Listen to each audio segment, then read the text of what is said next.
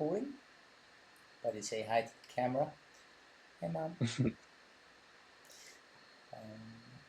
Groovy stuff. So, I hope you all got a chance to download a character and also have a follow through last week's tutorial. I know it was a bit rushed and short, but we will pick up some of the points we left off towards the end, the last few weeks of these workshops. We'll get into a bit of the material side of things, make it look a bit more neat. But for the time being, today we will move on to characters. So maybe just a quick recap. We've touched on um, creating our first landscape, sculpting the landscape with the different tool sets that Unreal Engine provides, applying materials to those landscapes, and then we briefly looked at um, importing our own custom height map from a Google satellite image, which might be useful down the line if we want to create realistic one-to-one world terrains in Unreal. It's a really decent open source tool to begin with. Um, on that note, moving on to characters, as we call them, avatars in Unreal Engine. Lots of different languages around characters and how we train them, but we will focus on using the word avatars to familiar ourselves with it.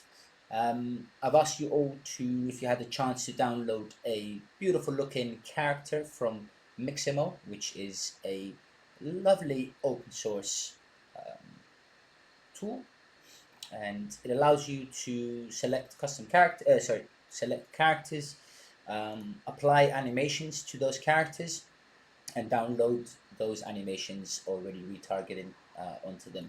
And it's quite cool because we can select pretty much anything from this library and it would automatically match the character's rig. And we'll get to what a rig is in a moment, a skeletal rig. And you can download this asset directly and bring it into Unreal. If you're not watching, please jump on the shared screen, everybody. Um, Cool. And another thing that Mixamo is not quite well known for, but if you're new to, if you're creating your own custom character, which I'm aware some of you are, Mixamo has a very good auto rigging tool set. And what is a rig is basically a skeletal structure that exists within the avatar. So just gonna pull that for a second. So basically, just like us humans, we're trying to replicate it on our characters. We're trying to design them in a very similar way so they can move quite naturally to how we move. Now, some rigs for characters may be more complex than others, but if we break it down to a more human level, um, pretty much it's just standard. The same amount of bones we have as humans, we try and input into our characters, and those skeletal structures, those rigs, is what drives the animations. So that then we can apply different animations with the same rig on multiple different characters, let's say. So we might design a game in the future that has, let's say, 600 NPCs, non-playable characters, and we want them all to move differently, but they all use the same standard rig. So we would apply the same. It would make sense to apply, to give the characters the same rig with different animations, rather than having a different rig for each character. That would be a lot of work. And as you know, the rigging part of the process, or as you may know, the rigging part of the process for a character can be quite time consuming and very, very complex. Especially if you have armor, if you have different weapons that you're dealing with. Um, it's quite a hefty task. So we're gonna just chat about the basics, and moving on to the next session would be animation. So we'll look at downloading some of these animations from here and bringing them directly into Unreal to using our game. So leaving Mixamo aside, and the way you can upload your own custom characters using FBX, OBJ, or a zip file, and you can also follow the tutorial guide on how to do that here. upload your characters, it will automatically rig it for you. You can download it, bring it into Unreal, and test it out with some custom animations. So it's a really cool way for you also, not only into Unreal, you can actually see the 3D animations play here in the editor, so you can automatically see if there's any breaks in your rig. So if you haven't painted it the right way, you'll see the breaks appear straight away. Take it back, fix it, and reapply. But most of the tools that you use to create characters, I think you can also apply some very basic rigs as well. Mixamo aside, um, some more documentation on setting up your own character in Unreal. This is stuff that we'll follow through a little bit today and next session and the session after that. But if you want to get a bit of a head start, then feel free to have a gander. I'll share this after the session. Give me 1 second. I need to let the dog out. I knew this was gonna come. Bye bye. There we go. Cut that out of the edit. And moving on to the one and only metahumans. Bit of a hands up who've come across metahumans before or has seen what metahumans can do. Got a hands up. The other one's on the camera, so we can go for a yay or a nay. You're completely ghosted. Right, I said no. Cool. So, No, for me. no, you lovely, lovely, lovely. Feel free to explore it a bit more. I'll run through it in the most basic term right now. But MetaHuman is a creation of a very long process of Real have been doing in the background for many years. They have combined efforts with other companies to create a universal, customizable character um, that can be used inside Unreal Engine, but also in other 3D software such as Maya, Autodesk supported software, I believe, as well, other supported software as well. It's their own custom rig and their own customized characters, so that you can only choose from certain presets. But what you can also do is create digital twins of any human being on this planet. So you can upload images and scan data of any person, and you can do some blending and auto correcting tools. You can use some correction tools like sculpting to give you like a realistic, crisp result. And you can see in some of these images that are flashing through how realistic some of these characters are, and the way it's progressing, it's getting better and better and better. We use this a lot in my previous work for visualizations. It's very, they're super realistic, so they're quite heavy on the engine. So you can't use too many of them at the moment. But if you're doing like animated sequences and stuff, a lot of movies use these kind of characters. A lot of games use these kind of characters. It's quite sick to see where it's progressed to now. So I suggest I'll share this as well after the session. You'll be able to launch MetaHuman Creator. It's an AWS. It's running on a server, so it's got a 15-minute timeout. So whatever you're creating, make sure to either it auto saves usually, but make sure to save because your page might time out and you have to re-enter to finish off where you left off. But I think it's saved on the cloud automatically. Also cloud-based, so wherever you create is available online and may be used by AI in the future. So I suggest proceed with caution when creating digital versions of yourselves. Something to think about. I'm just gonna put it out there. And I won't dive too much into it. We won't download any of these characters for these sessions because it's quite basic and it's quite a complex rig. But if it loads up a bit quicker, get to my point. Oh, baby. In the meantime, we have other character creation tools like Reallusion.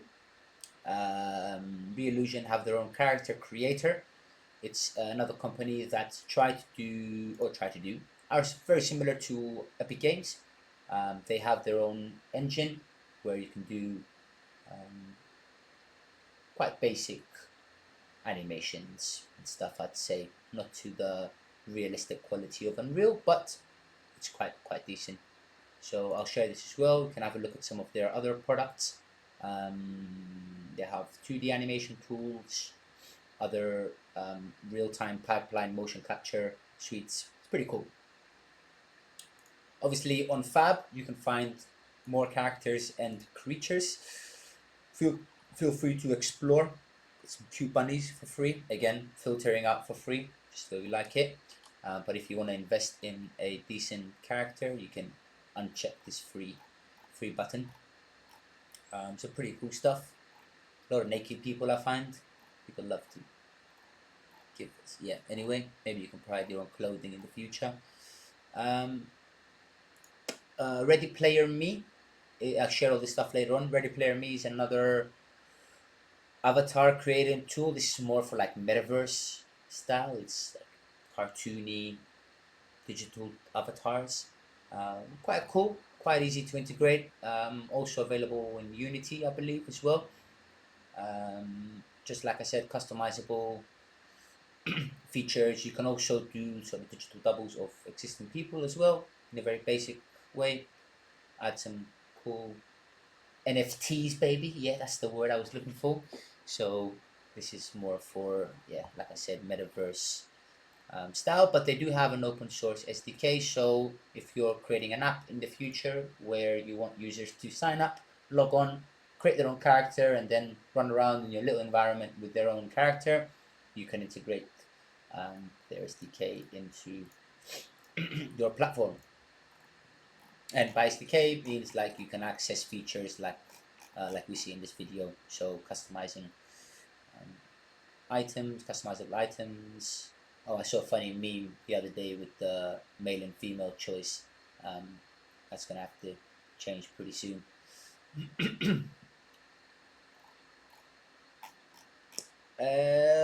MetaHuman Creator, we back. Oh yeah. I don't know. I've maybe tried created Omar at some point in my life, but this is Omar, everyone. He's an avatar I attempted to make, and there are other presets here you can select, and it'll give you a base starting point. So feel free to play around with that in your free time. Pretty cool. A lot of presets, and they are getting better.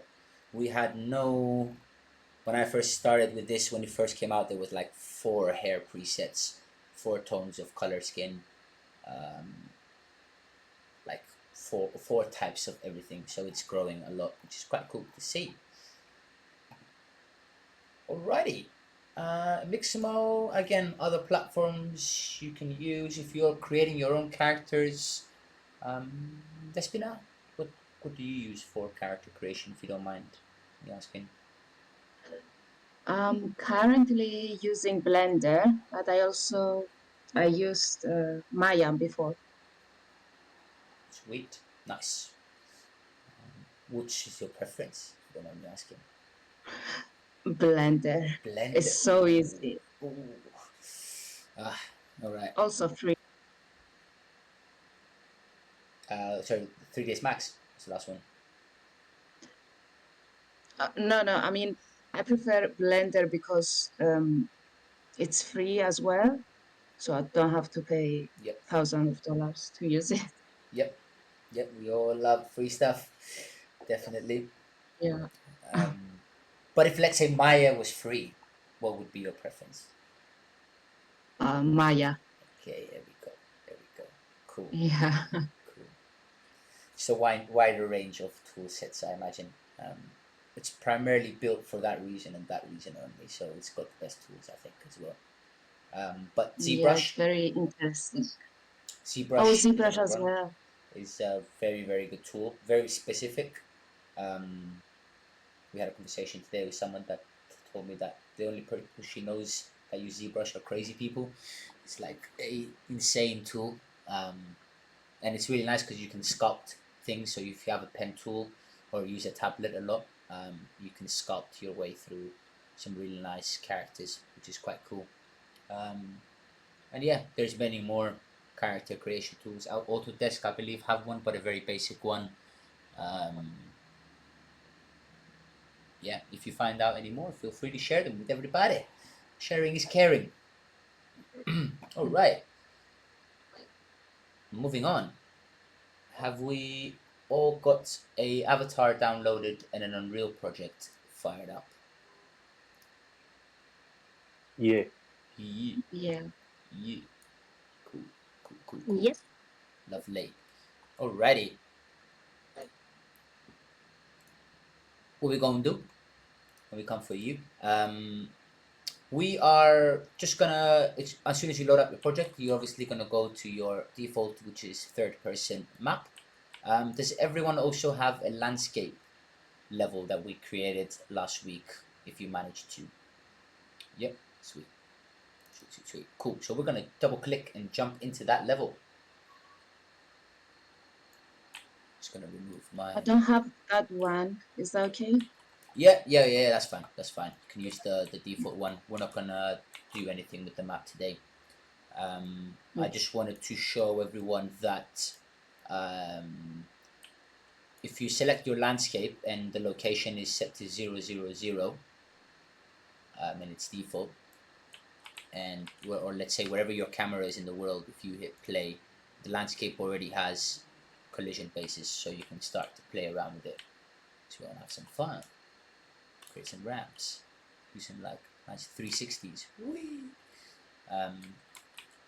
But yeah, just thought I'd add that in, that the landscape already has auto collisions built into the landscape, so you can play with it.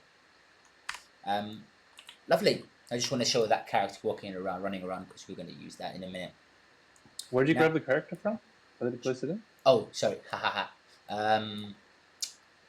If should I roll it back? No, it's not. It's okay. Do you have world settings here on the right hand side next to details, or whatever it is in your UI? Yeah. Yep. Okay. Do you see, if you click on world settings, if you go to game mode, and Despina, you should already have this in your project. This should already be there. If you go to game mode override, in world settings, game mode override, and you select from the drop down BP third person game mode.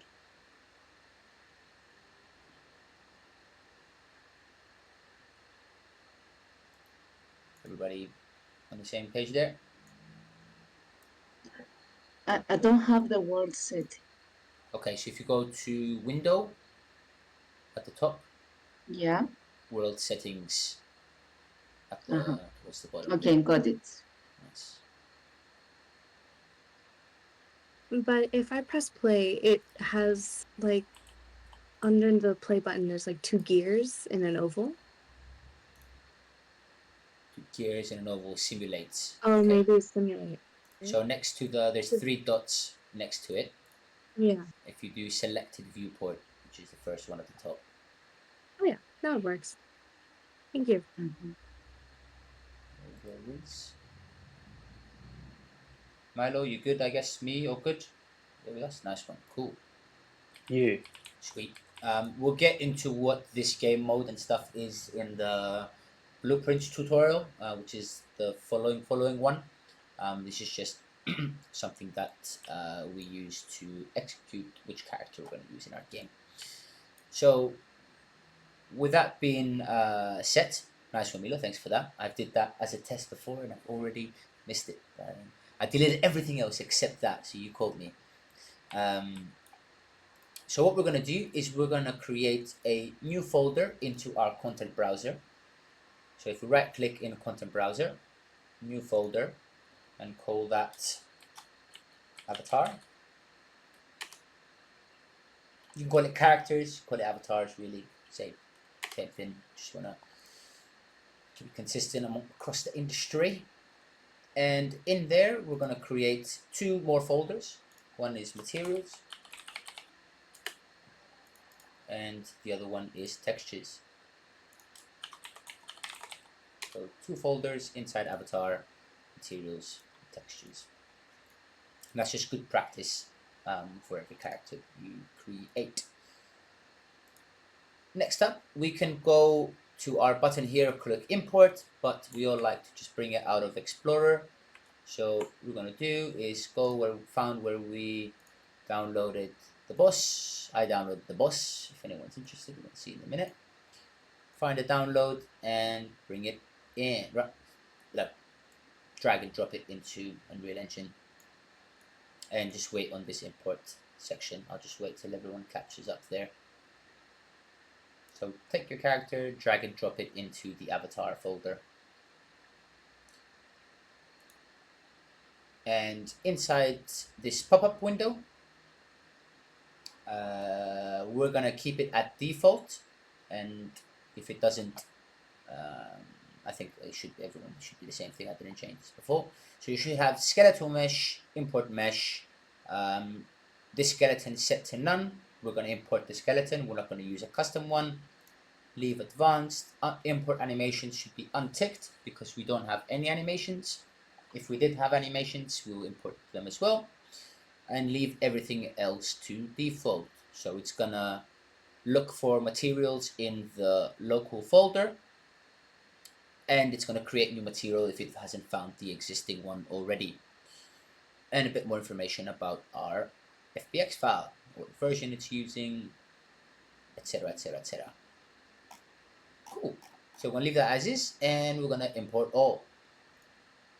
Import all imports all the assets. Import will start importing one by one. So if you had a mesh that was unaligned, or not unaligned, but it had multiple, what's the best way to explain it? When you export a mesh sometimes from other software, it can have multiple parts that are their own sub-mesh. So if you import all, it will just automatically import everything. But if you hit import, it will start to roll one of those meshes one by one, and it will ask you what it is that you want to do with it. So sometimes you want to have different settings for different imports. So just bear that in mind. Once you hit import, it will import everything together. Now, for some reason, when I import this character, it's giving me way too many textures than I need. You might not have the same result. You maybe should have 1 or 2 textures. One which is a diffuse, one which is a normal, and one which is a specular or metallic, and maybe 1 material or 2 materials tops. So you shouldn't have much more than this. Not as much as this. Let me increase my file size so you can see. So what we're going to do, just to clean this up a little bit, so we can see what else has been imported. Like I said, I like to use filters a lot in Unreal. They're very useful to quickly identify assets in one folder. So next to the search bar in the content browser, we have this little 3 lines and a drop down. If you select that drop down, you can now see a list of items. I believe I've shown this slightly before. And here I've enabled texture. You can click on texture. You can also click on material, which is something that we'll use often. And what that does, when you click on one of it, it will enable this filter. So now what's happening, it's only looking for materials in this folder, which is quite handy. If we have a folder with lots of materials, we can start, lots of assets, we can start to filter. So what happens when I unclick this, when I click it again, I mean, it goes back to default. So whatever you have ticked, whatever you have clicked, will start to be displayed. And so just to reiterate, that's under filters, materials, and textures. I can remove levels, but if you wanted to add any more, feel free. So for now, I'm just gonna filter. Ooh, that's interesting. It hasn't brought. Let me see. Okay, cool. Yeah, nice. So if I start to filter from materials, and I click in my browser and hit Control A, it will select all of these materials. Or I can click the first one, Shift, click the last one, and it will select all of those assets. So that's just 2 shortcuts. Control A selects everything, Shift Control selects one by one. So once we've selected all of them, I'm just gonna remove the filter of material, let's say. It's keeping them selected, which is great. And I'm just gonna move them into the materials folder. Drag and drop and say move here.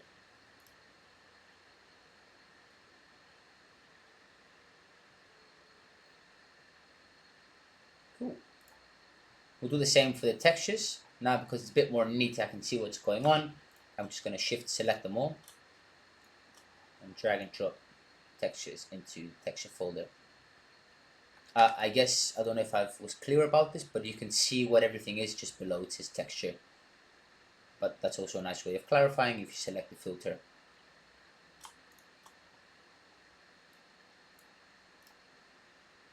Let me know if we're all organized with our files and we're seeing something similar to this. Groovy. Yeah, boy. Groovy, groovy. Nice. Alright, so I have chosen the boss. I love the boss. I use this guy quite a lot. My favorite geezer. Can maximize that. It's a very interesting character. Ooh, he has been segmented. Ooh, okay. I see what's been doing. Miximo's upgrade.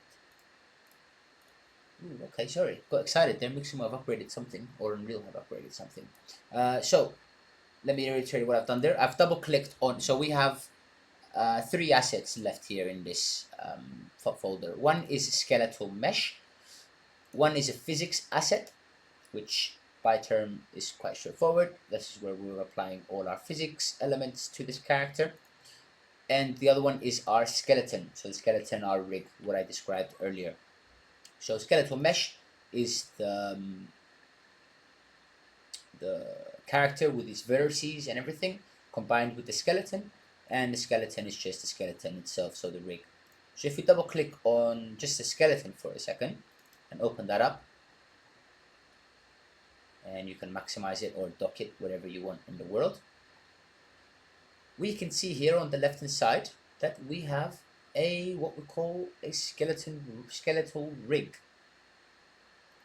and very similar to what we have as humans. So we can start to click one of these one by one, and it will start to highlight in green what we see here in the character.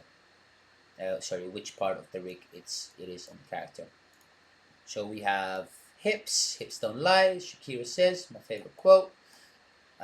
Left leg all the way to sort of, this is more your upper thigh. Some rigs you'll find, and this is quite, unfortunately, this is not a universal thing. I'd love it for it to be, but every rigger, a person who rigs, has their own way of wording their rig, which is quite frustrating because some software require very specific rigs, and if it doesn't comply with those rules and regulations, then it doesn't work. So I highly recommend, if you're looking into rigging or characters, to see what the output software requires your rig to be, or what your next third-party software requires your rig naming convention to be.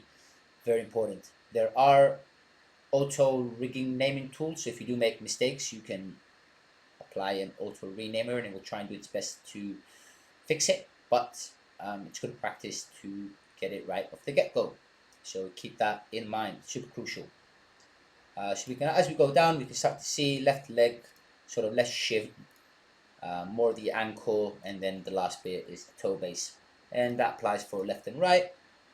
And associated to the hips, so if I close left leg and right leg, we can see the next one down from hips is spine. Spine 1, spine 0, spine 1, spine 2. Some complex rigs will maybe have 5 or 6 spines. As humans, we definitely have a lot more than that. So the more accurate you get it to human representation, the more capabilities your character will have. So a lot of times when you apply animations to rigs that don't have a lot of spine bones, is you don't get that nice arc that a spine does, and what you get is a bit more of trigonometry, where it will be like a bend, but more like a hunchback of Notre Dame kind of thing. So the more detailed the rig is, the better the animation results. So this is quite a basic rig from Mixamo. And going on to clavicles, shoulders, arms, forearms, hands, and fingers. So feel free to deep dive into the rig a little bit more and try and understand it.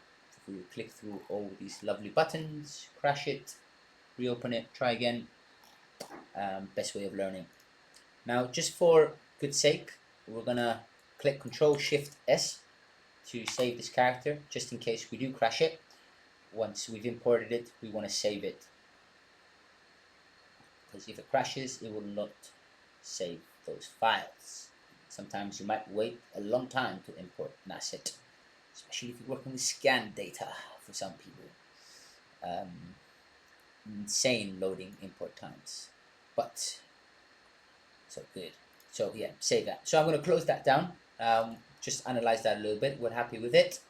We're going to talk a bit more about rigs in the next animation tutorial. Wow, I'm whizzing through this. Love it. And we're going to fire up Skeletal Mesh, which is the pink one.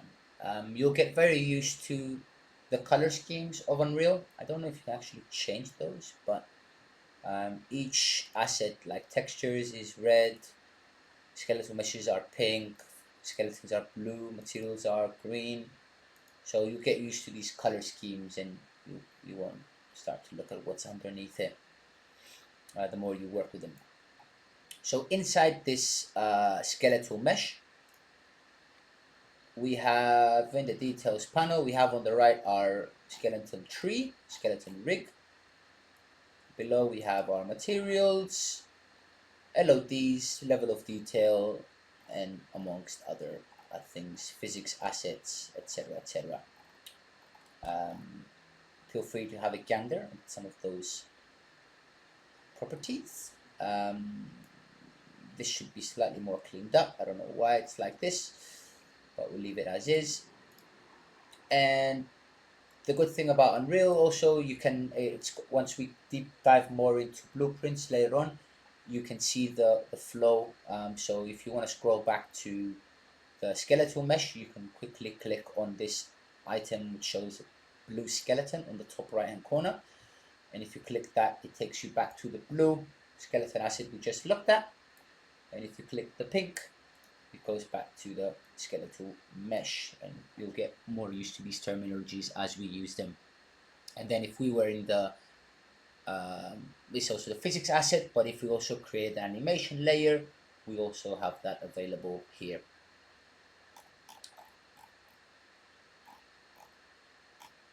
Groovy. So final boss. What could we do in here? Let's say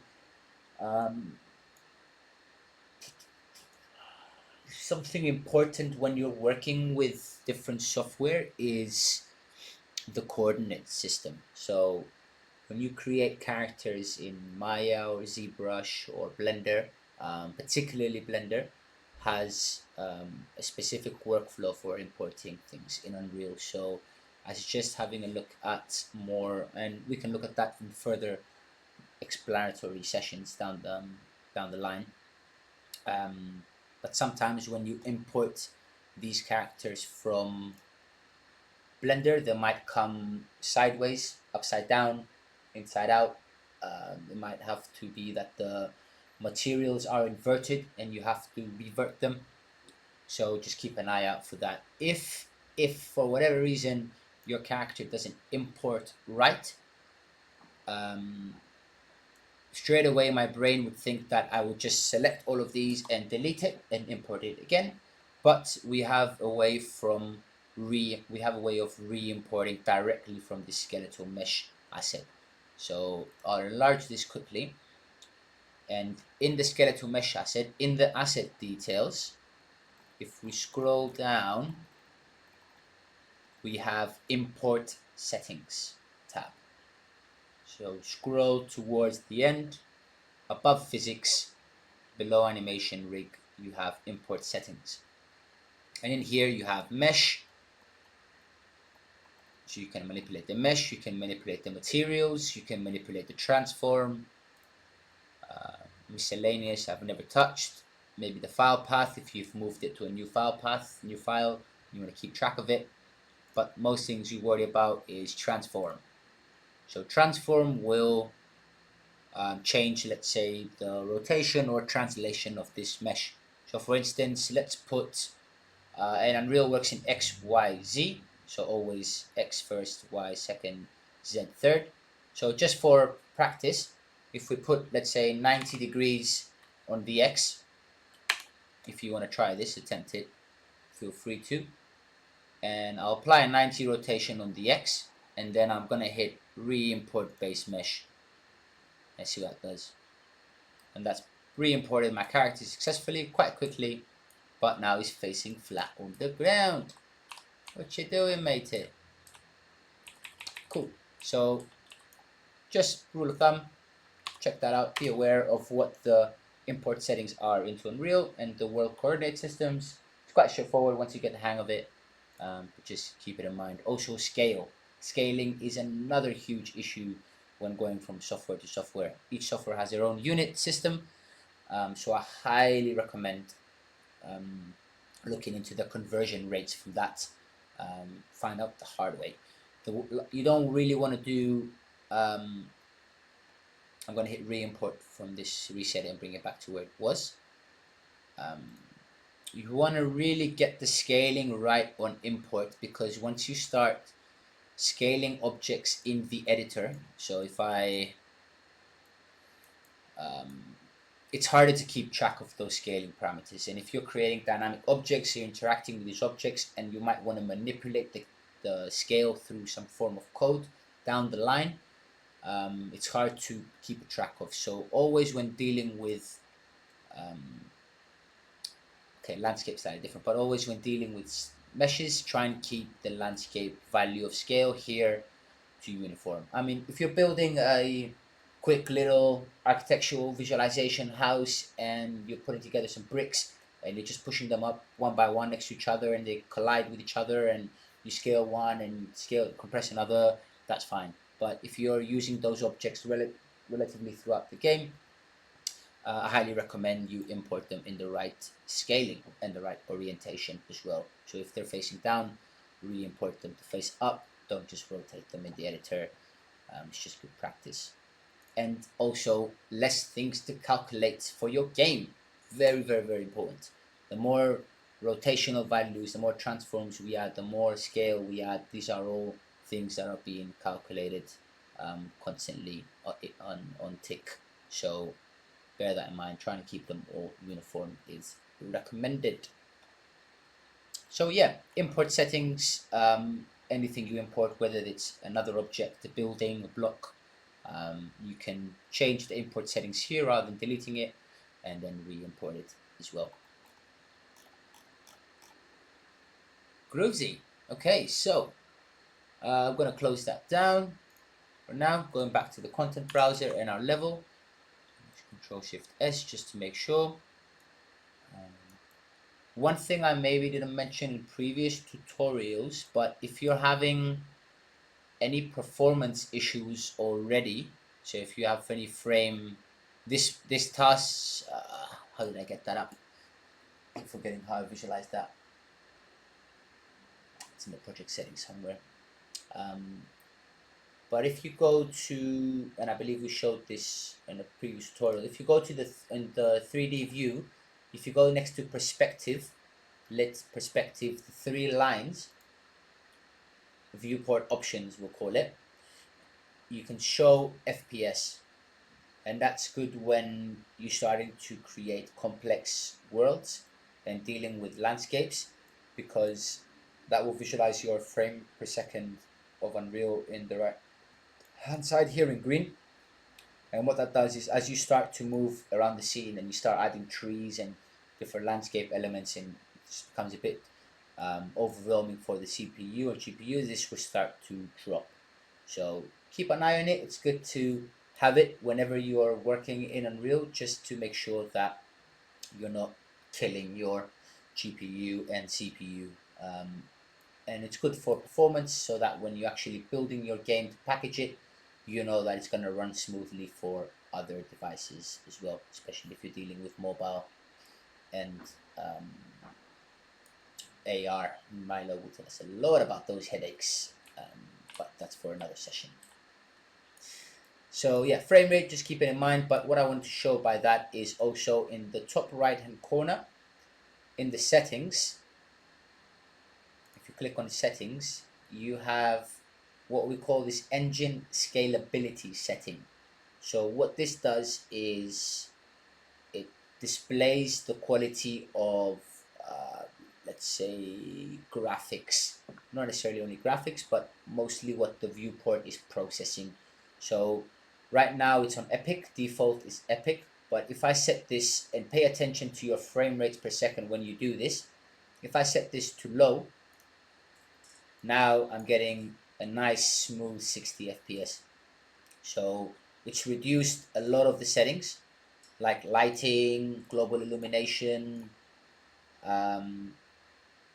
reflections, any effects that we have, shadows, any effects that we have in this scene. It's given it all the lowest quality possible for the render engine to handle.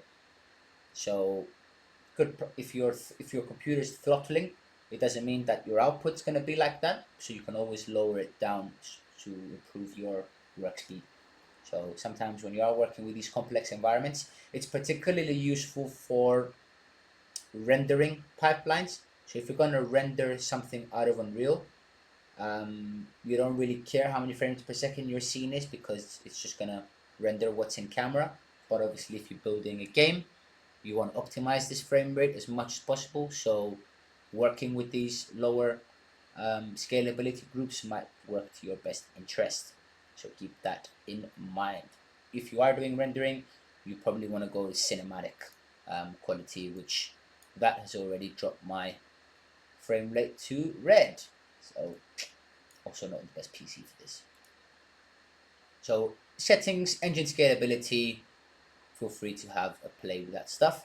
See what's best for your performance, for your computer, but also you have it available. If you change it from default, it will be available here in the editor on the side. I'll just set it back to default for now. Okay, sorry, derailed there a bit for scalability settings, but just wanted to keep you aware of that in case you are running into any performance issues and are struggling to follow along. So we've got our first character in here in the content browser. We can drag out of the content browser, select and drag, and bring it into the world, and drag and drop it and leave it. It already snaps to the landscape. And you can hit F on the keyboard to frame it. If you want to have a look at him in the real world, we'll put him in some sunlight so you can see him nice and blue. But what we're going to do is eventually we're going to make this into our playable character with some running animations, walking and running and idle animations, which we're going to do in the next tutorial. So for starters, just to get us prepared for the next tutorial, what we're going to do is in the content browser, we should all have this folder called third person. And that's the custom starter pack that we've imported. Yeah, we've created a template with third person game. So in this third person folder, we should have another folder called blueprints. We'll go into that. Then inside blueprints, I won't dive too much into blueprints now. We're going to do it in workshop 7. We're now going to double click on this BP third person character, this blueprint class, which is blue. All blueprints will be blue. Otherwise, they'll be cool. If they were red, they'll be red prints. And once it opens up, I don't know if you straight away opens into this editor, which is the event graph, but you can also navigate to viewport. Can you all get to viewport? Are we all on the same page here? So nice. Nice. Yeah. I'm just going off of me's thumbs up. Yeah. Cool. So this is the default mannequin of Unreal Engine. Um, it's progressed over the years. I really like the original one though. So just to show it, is it already? Is it here? Yeah, it's there. So just to show you what the OG mannequin looks like. If you go into the details section and under skeletal mesh asset, you should see the um, pink line there as well to help you identify it. If you select the drop down of assets and scroll up to the top and choose SK mannequin all the way at the top, just underneath default skeletal mesh, and if you click that, that should change the character that you see here in the 3D view. So this is the OG mannequin. Back in the day, you used to have a lit. No, you used to have a lit hue and Unreal thing here. But what we're going to do is, so you can see just the choice of characters there. But what we're going to do is we're going to select from this drop down, from the skeletal asset in the mesh, we're going to select the character we've imported. So mine is the boss. Yours might be PB underscore something. I don't know why Mixamo does that sometimes, but might be some weird ass name. And once you select your character, it should automatically bring in the skeletal mesh with its materials and physics asset as well.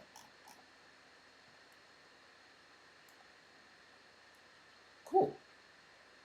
So what we're going to do now is compile and save this.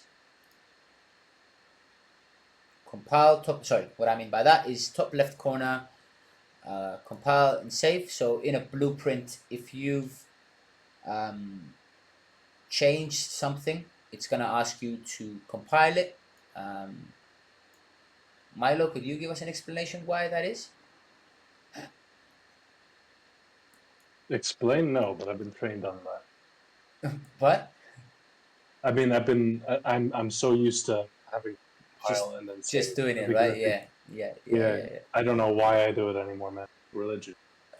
I mean, I thought save would be the same thing, but maybe it's a proof. It's like a proof thing. Do you Wait, really doesn't want to do it? I guess it's like a doesn't it build. just Sorry, yeah. yeah, it like rebuilds the programming, right? Mm-hmm. Yeah. Yeah, basically. Because I'm guessing that we have quite a lot of correct. So it needs to save it. Oh, sorry. It needs to build it so that it can function. In a similar way, if you make an edit script, Unity, you have to have it compile correctly first, and then otherwise it won't let you. It's like a self check thing, right? Yeah, it spits out Mhm. any errors that the blueprint might have, the code might have, Mhm. and it helps you identify any issues. But why not Because I just think save? if it's not correctly compiled, the whole thing, like Yeah, not fully corrupted, but it won't work. Like none yeah, of your entire program. yeah. So you can still have errors in your code, but still be able to save it and use it, but those functions won't run. So I guess it's just like a second save, basically, for save proof. But we'll get more into blueprints and stuff later on, like I said. So we should all have our character here with this sphere around it, this capsule around it. So what we're going to do is go back to our level, our landscape, and this time, instead of dragging in the character, we're going to drag, actually we don't need to drag and drop it, but we can drag and drop him anyway in the level. And we can see him same as we see him in the third person character. So what we're going to do now is just hit play, and we can fly around in what we call the Jesus pose Asserting dominance, man. from my mocap days. Mate, I was gonna make some funny Christmas cards, some mocap Christmas cards with this pose, but it's gonna be, I think, company's gonna go bankrupt after that. So what we should have here is our, even the rotation. Oh, I tried pressing AS. Oh, I love it. Cool. So basically, our character doesn't have the animations we had from our previous avatar that we had in the blueprint, because we haven't given it any animations. We've just imported the character and applied the character as our main playable component, playable avatar. So we should all have T-pose flying around. You can still use the keys to move around. So this is where Unreal is quite useful. So you can bring in your own custom characters, your own custom animations, but straight off the bat, you've got interactable keys that you can work with. So you press WASD and it's doing something, not quite what we like it, but at least it's a step forward into creating some interactive elements with our characters. And you can also jump.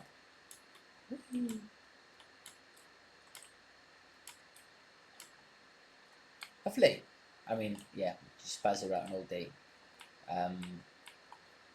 So the reason why, if anyone's wondering why, there's two different ways of playing a character in Unreal. One is through the world settings, which we defined earlier. So if your game here is set to third person game, what it does basically, it's if you expand this selected game mode, so under world settings, game mode third person, if you expand that, you can see straight away that our default pawn class is set to third person character. Now I'll explain what pawn is later on. It's a bit more complex, but this is what's calling that basically. So this is a reference to what we've just created in this character. So wherever we are in the world, if ever I was here flying anywhere and hitting play, it's gonna play from wherever my default camera is in Unreal. If I was to use that alone, let me just test this. He dares to say it. Okay, something didn't quite work there. Oh, because I had it in the level. So you can have it in the level and it still spawns it. That makes sense. So even if I didn't have it there, if it's still in my level somewhere, it's still gonna spawn it, which is good to know. I love the dynamic shadows on the floor. Sick. I love a little meme out of this. Alright, cool guys. Any questions for the boss?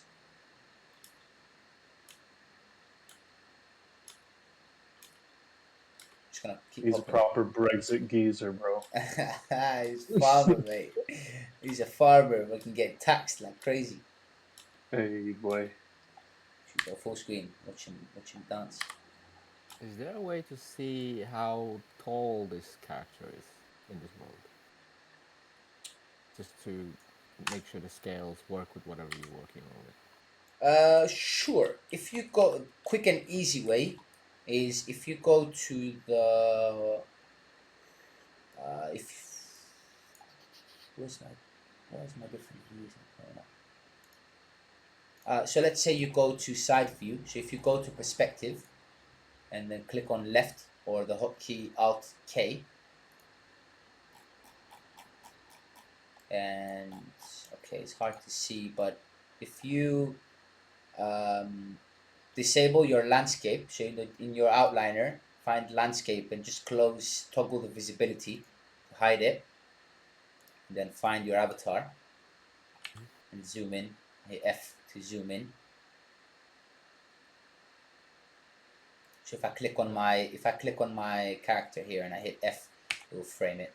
And here I can, it's not 100% accurate, but you can see the line. If I hold down my middle mouse button, the wheel, hold down the wheel and drag out of it,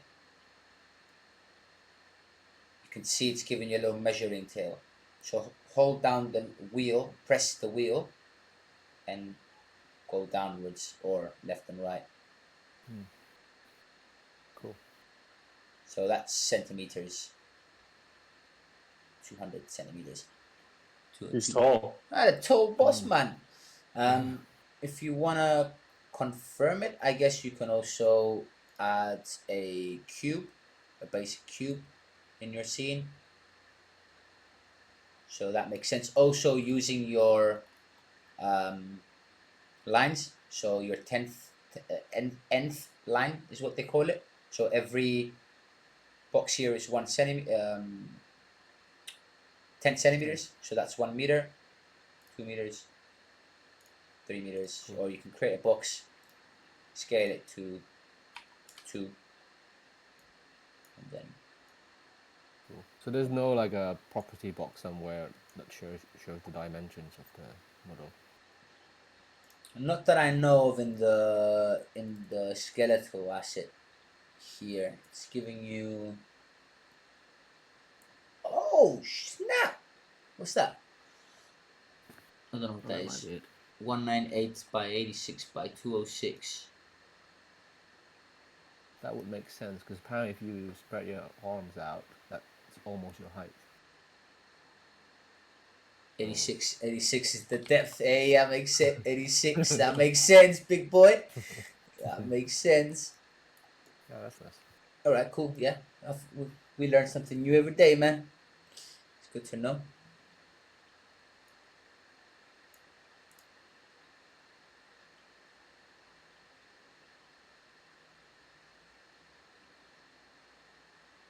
I'm just scrolling through this stuff, seeing if there's any other key elements here. But any questions? Bang on 7 o'clock.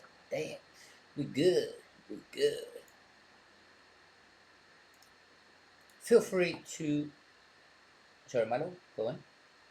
No, I was just gonna ask. The next session, you said we're gonna add some animation and such. Are we gonna use like some of the Mixamo ones? Yeah. Yes, sir. So like So, running and jumping and stuff. Yeah.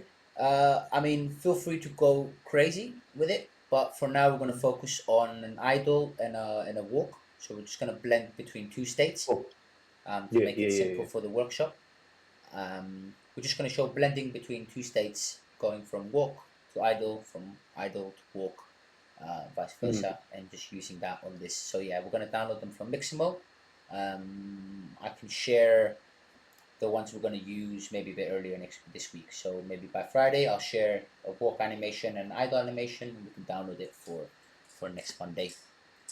Perfect. Yeah. Thanks, man. Sure, I didn't miss any notes, but yeah. If in the meantime you guys wanna, no, I wouldn't recommend it just yet. If you wanna have a play with other characters, feel free to download some free assets, play with them. If you download any Unreal stuff, you can pretty much use their asset packs and their Unreal. Oh, that's another thing I want to show. Is you have a lot of plugins to get you started on things like this. So I have from Fab, there is a crowd based simulation. So you can actually simulate a crowd with non-playable characters. It's quite a big file, though, 6.5 gig, and they're semi-realistic characters as well. So all straight off the bat, you can have customizable characters spread around the world, and just walking around with preset animations. So they have animations as well. That's called City Crowd Samples. I can share that. There's also like procedural NPC crowds. These are basic characters, but you can swap them out with other characters, so you can create like an open world simulation with just random people walking. Generally nice for ArcViz stuff. Most games use this as well. But yeah, Unreal have a tremendous amount of free characters as well. Um, but also feel free to explore metahumans. It's also a nice tool, quite heavy. So if you're limited on graphics already with what we're doing, I would proceed with caution. Is the right term. Um, but yeah, feel free to explore any characters. We'll be working with Mixamo animations next week, so let's keep that sweet. But feel free to try it out. There's also like posed human assets which you can use for visualizations and stuff. Keep things in the background. That's all from Twinmotion actually. But yeah, groovy. If anybody wants to stick around, I don't know, me. Do you want to look at that Fab stuff? Yeah, that would be nice. Yeah, sweet. So for anyone who wants to stay on, we'll be looking at just quick run through of what is it we're trying to do? What is it we're trying to do? Download stuff for Unreal, I guess, right? Integrate Fab into Unreal. Cool. Gonna end the screen capture. Peace.